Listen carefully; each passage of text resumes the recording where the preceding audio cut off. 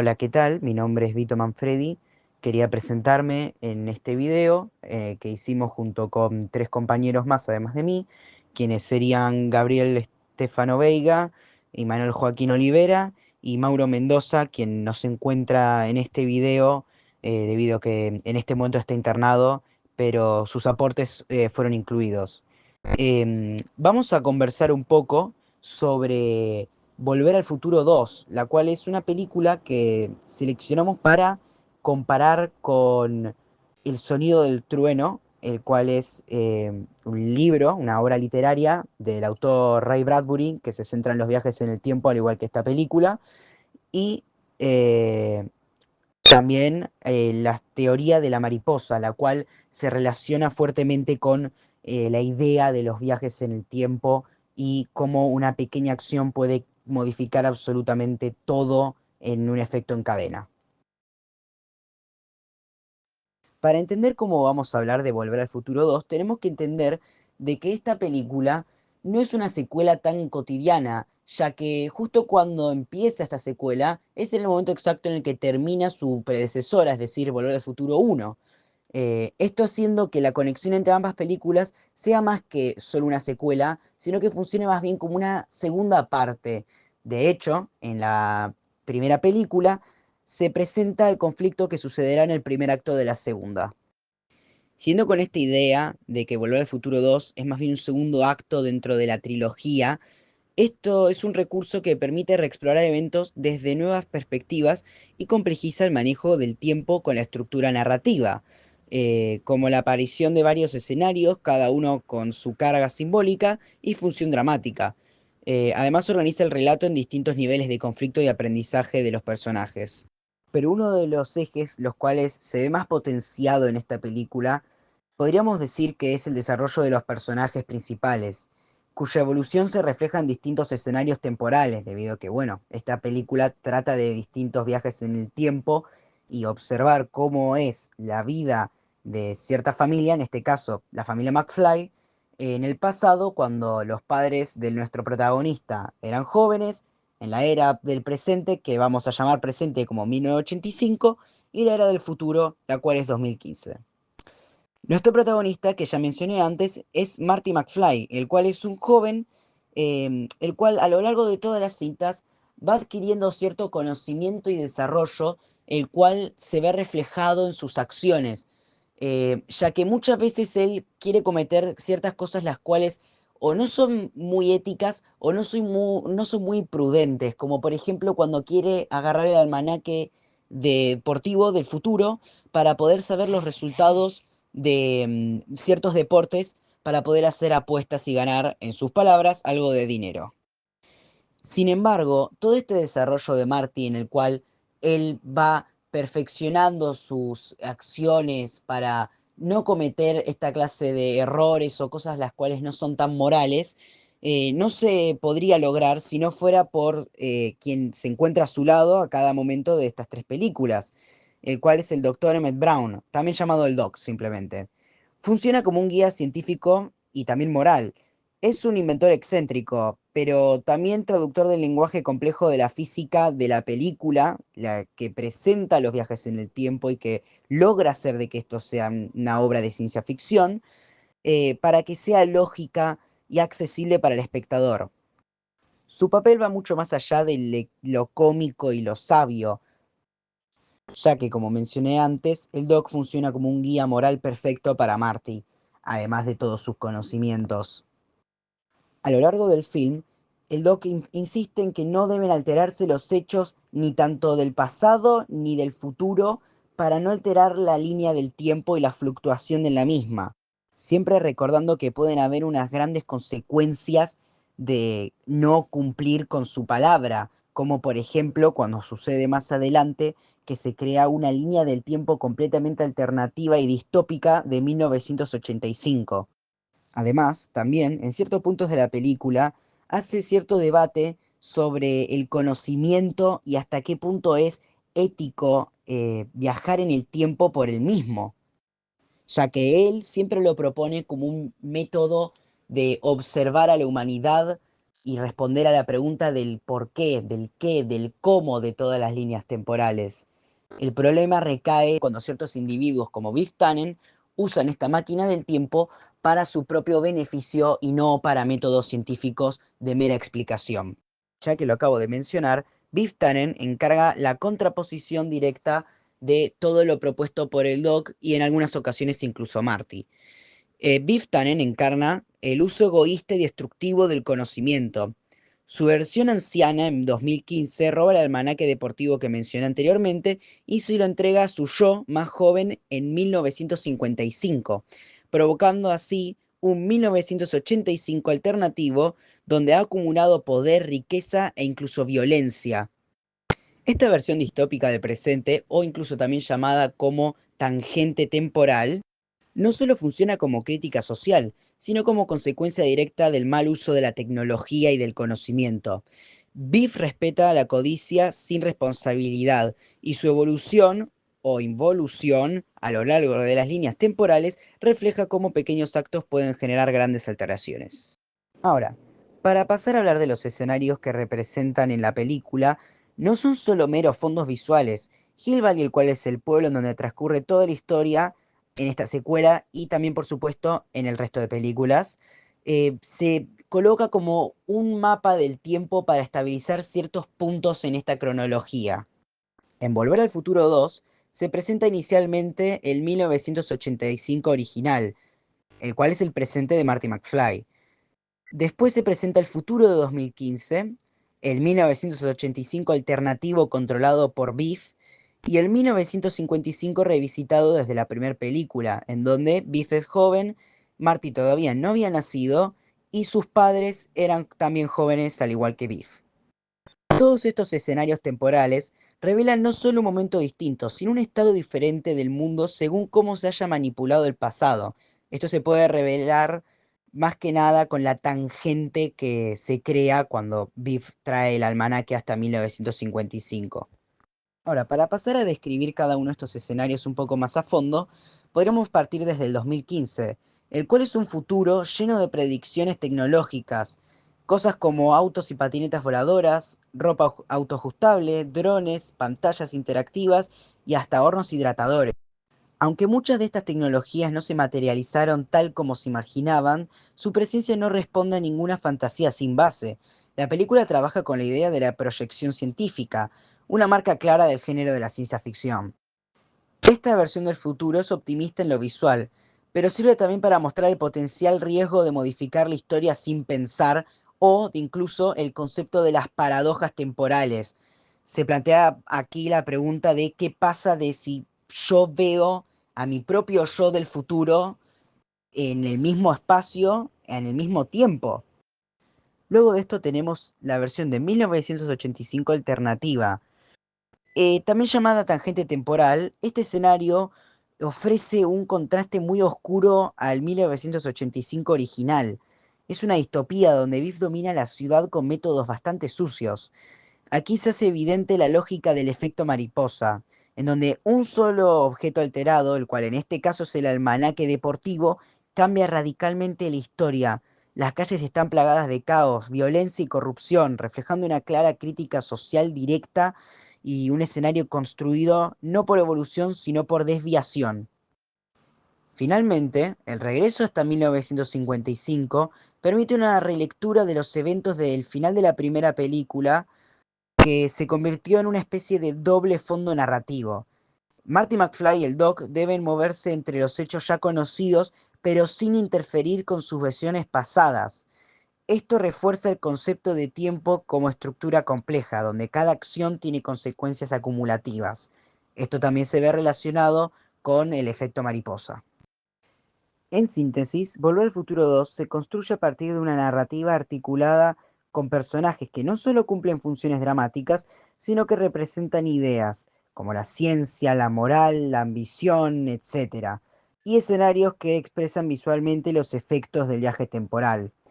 Todo esto compone una obra que, lejos de ser una simple comedia de aventuras, trabaja profundamente con mecanismos narrativos de ciencia ficción. Ahora va a pasar a hablar mi compañero Gabriel Estefano Veiga. El elemento clave por el cual esta gran película se la considera el género de la ciencia ficción es la forma en la que se abordan los viajes en el tiempo. En lugar de tratarlo como un fenómeno que sucede por arte de magia o no tiene explicación alguna, en la película se lo explica dentro de un marco científico, que es ficticio, pero tiene sentido. El DeLorean es quien hace a este fenómeno en la película. Este vehículo claramente no funciona por arte de magia, pero sí funciona gracias a una compleja máquina que fue diseñada por el Doc. En detalle se menciona el condensador de flujo, que para que este funcione se necesitan cantidades absurdas de energía y la velocidad específica de 88 millas por hora. Si bien estos números son exagerados, remiten a la base real sobre la física moderna y los debates sobre la manipulación del espacio-tiempo. En pocas palabras, se puede considerar que este gran esfuerzo por fundamentar lo improbable, o sea, los viajes en el tiempo, con una lógica científica, es lo que hacen a esta película sea considerada como ciencia ficción. También le podemos agregar que en la película se juega con algunas de las ideas de Einstein, como la teoría de la relatividad. Aparte de los viajes en el tiempo, también en esta película está presente la especulación tecnológica o tecnologías futuras. Estas aparecen cuando viajan al año 2015, donde vemos todo tipo de objetos considerados por aquella época futuristas. Algunos de estos terminaron por volverse realidad. Imaginar un mundo donde los avances tecnológicos transforman nuestra vida cotidiana es uno de los pilares de este género. Por otro lado, esta película incorpora las paradojas temporales. En la primera exploramos un poco sobre la famosa paradoja del abuelo. ¿Qué pasa si viajo al pasado y evito que mis padres se conozcan? Y en la segunda, este mismo dilema también se profundiza. Volver al futuro 2 también tiene presente la teoría de los múltiples universos. El ejemplo claro es cuando Biff modifica el pasado al darle el almanaque a su yo más joven. La línea temporal no se borra, sino que se crea una nueva. Esto es explicado por el doctor en una breve escena con un pizarrón improvisado.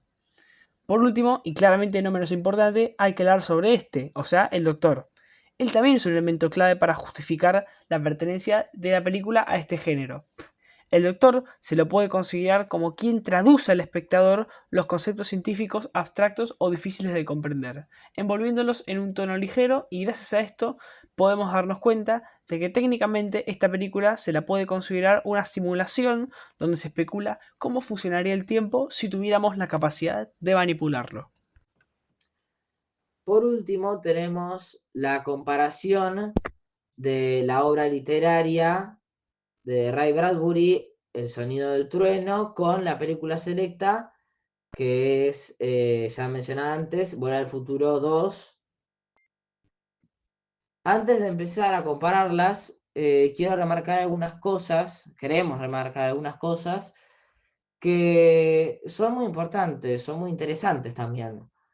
Las dos obras, la película y el libro, abarcan temas muy similares. El caso del efecto mariposa y los diferentes cambios que puede generarse en el pasado o en el futuro que alteran el presente son muy bien abarcados en las dos. Ahora, el tema en lo que son diferentes es de su forma que lo abarcan. Si bien son temas similares, las dos obras lo llevan de dos diferentes formas. Con el efecto mariposa, en el sonido del trueno, podemos ver de que Ekel, nuestro protagonista millonario que quiere hacer una casa de safari en el pasado, pisa una mariposa y con esa simple acción se cambia todo el presente. Bastante impactante, más que nada con un tema social de que gana otro presidente a diferencia del original presente. Bradbury no se detiene a explicar también diferentes sucesos, sino que lo pone más como más accidental, no lo pone de una forma tan explícita. En Volver al futuro esto no es el caso, es más que por accidente, es por coincidencia. Más que nada porque en Volver al futuro 2 es el tema del efecto mariposa, es que el viejo Vic con una almanaque de deportes se lo entrega al Biff joven de 1955 y genera eso todo un cambio en el presente que directamente hace que Biff sea como si fuera ni siquiera un presidente, sino el rey de todo Hill Valley. Esos dos cambios que se pueden notar son muy similares porque los dos son efecto mariposa. Uno es que es accidental, con Eccles pisando una mariposa, y otro es no solo por codicia, sino porque se lleva a cabo de una forma muy estratégica. El viejo Biff del 2015 le da a su versión joven, la versión joven gana mucha plata con eso y se vuelve millonario. A diferencia también de El sonido del trueno, en Volver al Futuro se detiene más a explicar los diferentes fenómenos que pasan. Más el efecto mariposa y lo que habíamos dicho antes, lo de los diferentes cambios en el tiempo. Eso es, eso es algo notorio porque quizás el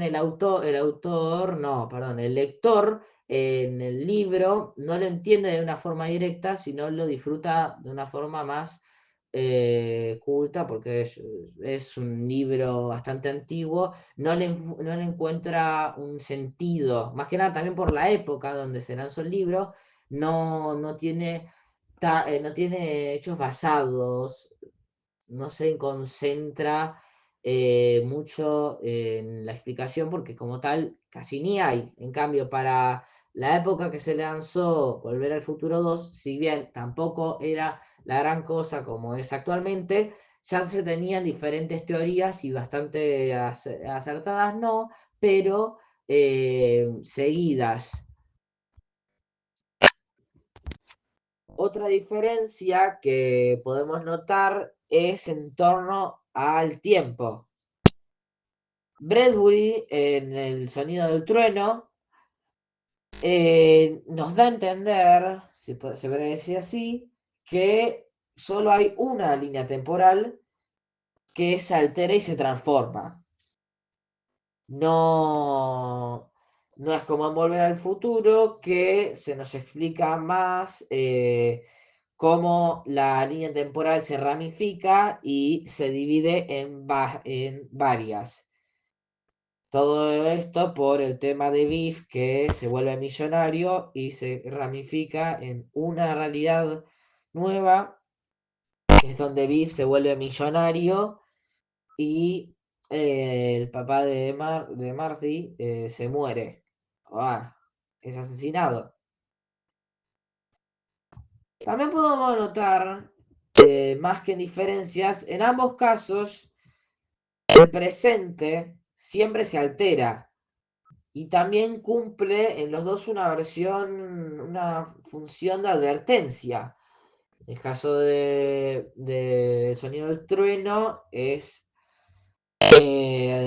una clara una clara advertencia social porque es la victoria de otro presidente no, no deseado, al parecer.